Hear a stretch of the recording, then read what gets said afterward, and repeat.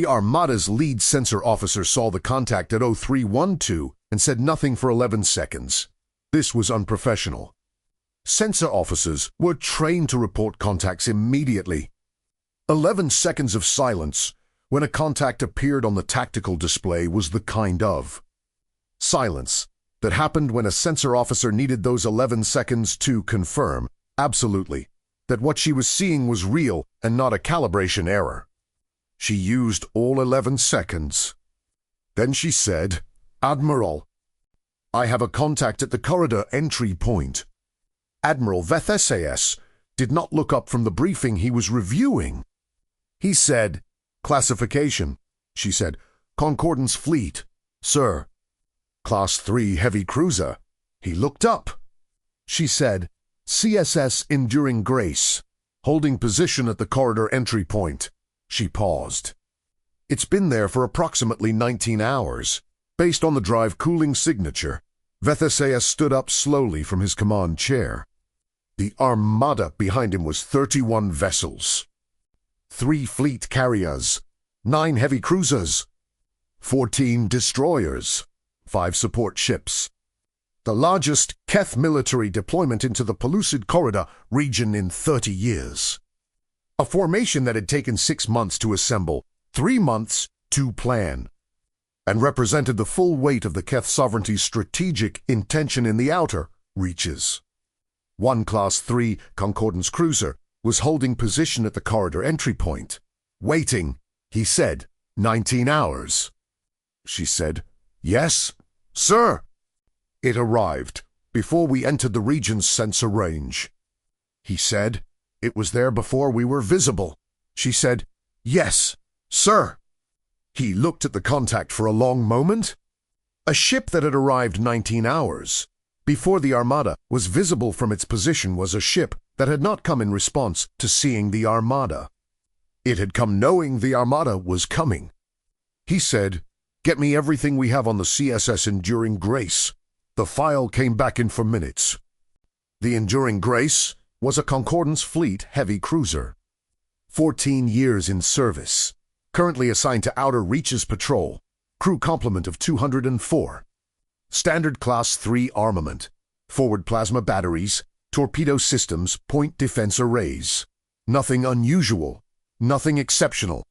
Her commanding officer was Captain Deo Mensavasquez. 17 years in the fleet. Clean record. No prior engagements of note. Prior to arriving at the corridor, the Enduring Grace had been on standard patrol in Sector 7, her last logged position before appearing at the corridor was 42 hours ago, which meant she had been traveling at approximately maximum drive to reach the corridor entry point when she did. She had departed Sector 7 before the Armada had crossed into the region. Keth read this line twice. Before the Armada had crossed into the region. He said, "She knew we were coming." His intelligence officer said, "The timing suggests advanced knowledge, sir. The departure from Sector 7 precedes any sensor detection that should have been available to Concordance assets." He said, "How far did we enter before our movements would have been detectable?" His intelligence officer said, "Our crossing into the region became detectable to long-range Concordance monitoring approximately 31 hours ago, sir." He said, "She departed 31 hours before that." His intelligence officer said, "Approximately 62 hours before that, sir." He was quiet. "She left Sector 7 62 hours before the Concordance could have detected the Armada by conventional means," he said. "Communication intercept." "Did she transmit anything from Sector 7 before departure?" His communications officer said, "Reviewing, sir." He paused. "One transmission, 63 hours ago, from the Enduring Grace to the Concordance's fleet command. Standard encrypted format. Content unavailable." He said, "One transmission and then she moved." His communications officer said, "Yes, sir." Keth looked at the contact on his display. One ship, at the corridor entry point, waiting for 19 hours. not hiding, not running, not in an attack posture. Just there, at the entry to the corridor his armada needed to use, holding position. He said, "Open a channel." Captain Mensa Vasquez had been awake for 21 of the past 24 hours. Not because he couldn't sleep. Because there was a specific quality to waiting for something you'd arranged to wait for that made sleep feel like the wrong use of time.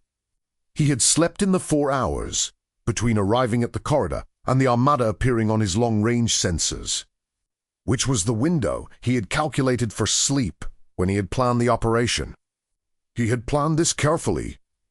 When the Armada appeared on sensors at 0301, he had been at the command station, Coffee-Inhun looking at the exact piece of space, where his sensors told him 31 Keth ships were emerging.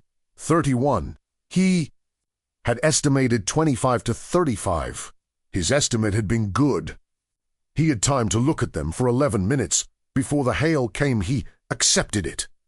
The voice on the other end had the specific quality of a senior officer who was managing his reaction very carefully. The voice said, "CSS Enduring Grace. This is Admiral Vethesias of the Keth Sovereignty First Fleet. You are positioned at the entry to the Pellucid Corridor. State your purpose." Mensa Vasquez said, "Admiral Vethesias. I'm Captain Deo Mensa Vasquez. My purpose is to be here."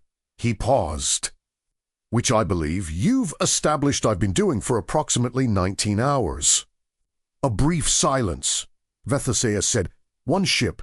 Mensa Vasquez said, "Yes." Vethesias said, "Against 31. Mensa Vasquez said, "I'm aware of the count, Admiral." He paused. "I watched you arrive." Vethesias said, "You knew we were coming." Mensa Vasquez said, "I assessed that something was coming." He paused. The signals were clear enough to act on. "I acted on them," Vethesias said, "by positioning one ship." Mensa Vasquez said, "By making sure someone was here when you arrived." He paused. Whether one ship matters depends on what the one ship does and doesn't do. Paused. "So far, what this ship has done is be here, which has already produced this conversation, which is worth more than not having it." Vethesias said, "You can't stop 31 ships." Mensa Vasquez said, "I know that." Vethesias said, "Then what exactly are you doing?" Mensa Vasquez said, "I'm holding position at a corridor that leads to approximately 243,000 Concordance civilians. And I'm having a conversation with you about that fact. And that conversation is being recorded and transmitted to the Concordance's full monitoring network." He paused. "What I'm doing is being here." He paused. "Sometimes that's enough." Vethesias closed the channel. He looked at his tactical staff. He thought about the conversation that had just happened and what it meant for the conversation that came next, which was the conversation he was going to have with the Armada's 31 captains about what they were going to do.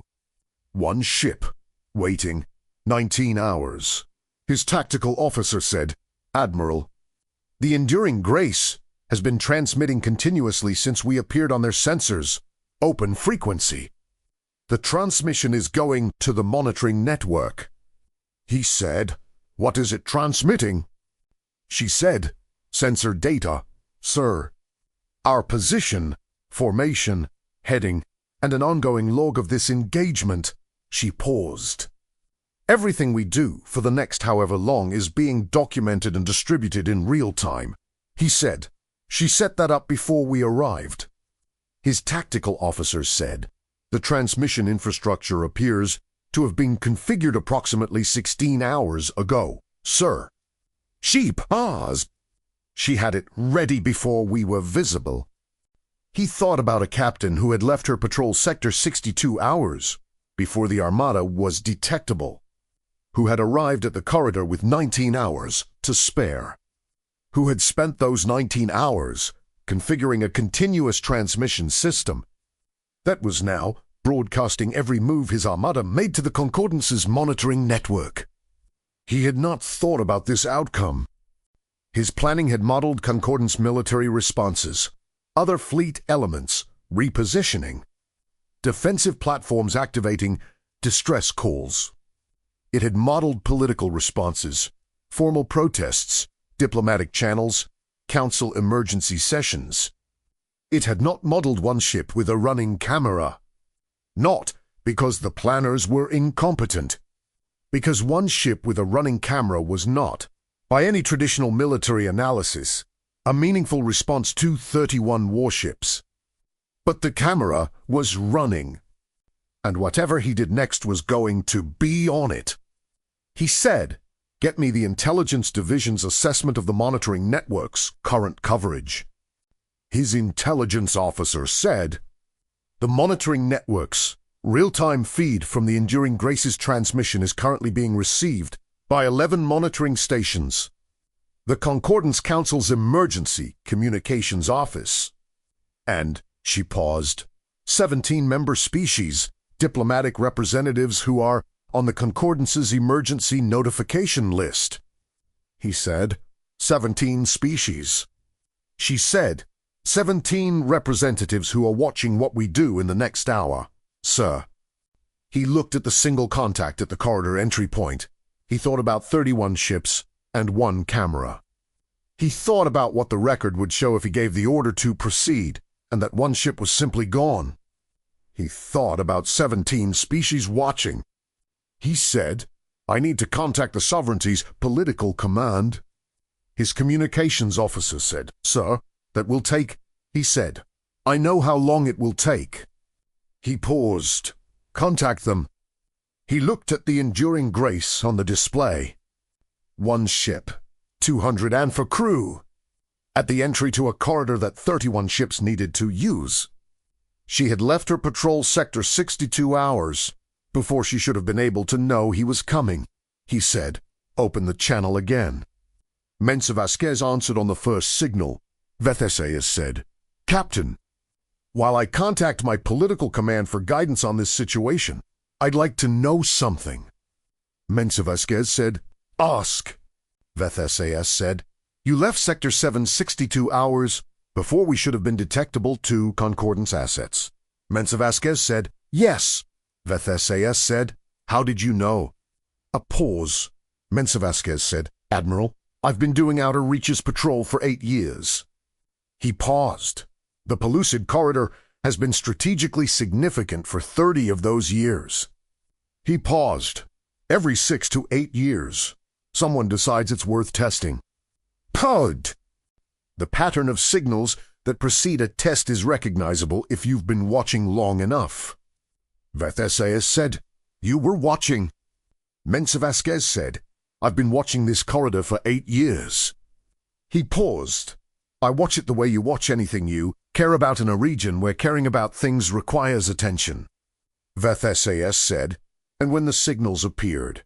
Mensa Vasquez said, "I transmitted to Fleet Command and moved." Paused. Fleet Command sent a message back asking for clarification. He paused. "I was already moving when it arrived." Vethesaias said, "You moved before you had authorization." Mensa Vasquez said, "I moved when the situation required it." He paused. The authorization conversation and the movement could happen simultaneously. He paused. Waiting for authorization would have meant arriving after you. He paused. Being here before you is the whole point. Vethesaias said, "And if Fleet Command had ordered you back?" Mensa Vasquez said, "They didn't." He paused. "When I explained what I'd seen and what I was doing, they didn't order me back." He paused. "I think they understood what being here before you was worth." Vethesaias was quiet. He said, "It's worth this conversation." Mensa Vasquez said, "Yes." He paused. "And the 19 hours of setup." He paused. "And the 17 representatives who are watching." He paused. "Being here before you is worth all of that." He paused. "One ship being here is worth all of that." Vethesaias said, "Because the one ship changes what 31 ships can do." Mensa Vasquez said, "The one ship doesn't change what 31 ships can do physically." He paused. It changes what 31 ships can do on a record that 17 representatives are watching. He paused. Those are different constraints. Allons pause.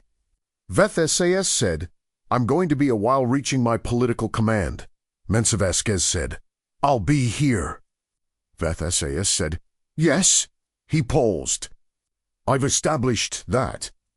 He closed the channel. He began the long process of contacting the sovereignty's political command with a situation his planning had not anticipated. An armada held at a corridor entry point, not by a fleet, not by weapons, but by one ship that had been watching long enough to know it needed to arrive first. The political command conversation took for hours.